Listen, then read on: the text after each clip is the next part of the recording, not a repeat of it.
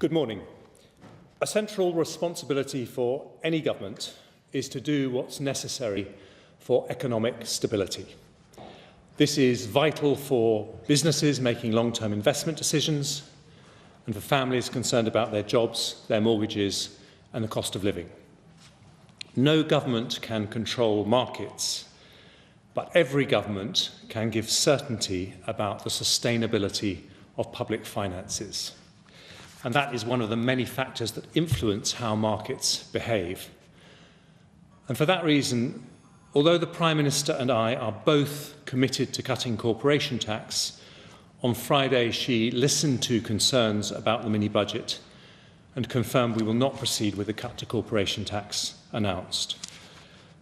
The government has today decided to make further changes to the mini-budget and to reduce unhelpful speculation about what they are.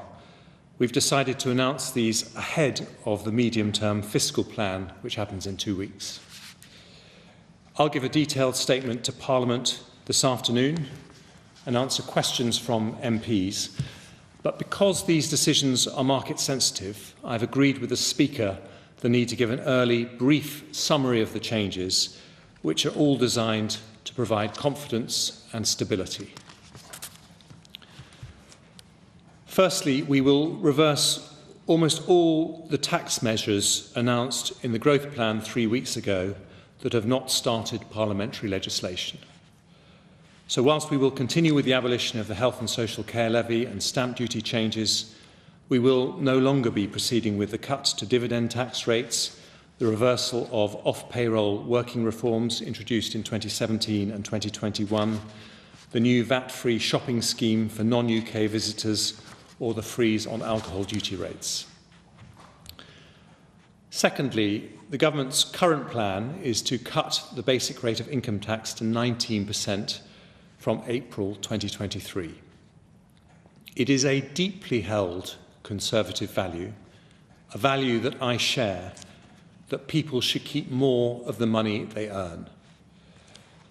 But at a time when markets are rightly demanding commitment to sustainable public finances, it is not right to borrow to fund this tax cut.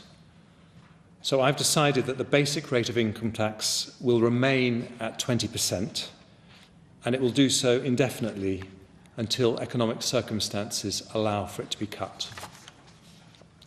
Taken together with the decision not to cut corporation tax and restoring the top rate of income tax, the measures I've announced today will raise every year around £32 billion. Finally, the biggest single expense in the growth plan was the energy price guarantee. This is a landmark policy supporting millions of people through a difficult winter. And today I want to confirm that the support we are providing between now and April next year will not change. But beyond that, the Prime Minister and I have agreed it would not be responsible to continue exposing public finances to unlimited volatility in international gas prices. So I'm announcing today a Treasury-led review into how we support energy bills beyond April next year. The objective is to design a new approach that will cost the taxpayer significantly less than planned, whilst ensuring enough support for those in need. Any support for businesses will be targeted to those most affected, and the new approach will better incentivise energy efficiency. The most important objective for our country right now is stability. Governments cannot eliminate volatility in markets, but they can play their part, and we will do so, because instability affects the prices of things in shops, the cost of mortgages and the values of pensions. There will be more difficult decisions, I'm afraid, on both tax and spending as we deliver our commitment to get debt falling as a share of the economy over the medium term. All departments will need to redouble their efforts to find savings, and some areas of spending will need to be cut. But as I promised at the weekend, our priority in making the difficult decisions that lie ahead will always be the most vulnerable. And I remain extremely confident about the UK's long-term economic prospects as we deliver our mission to go for growth.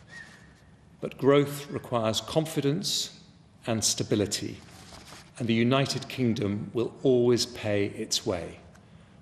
This government will therefore take whatever tough decisions are necessary to do so. Thank you.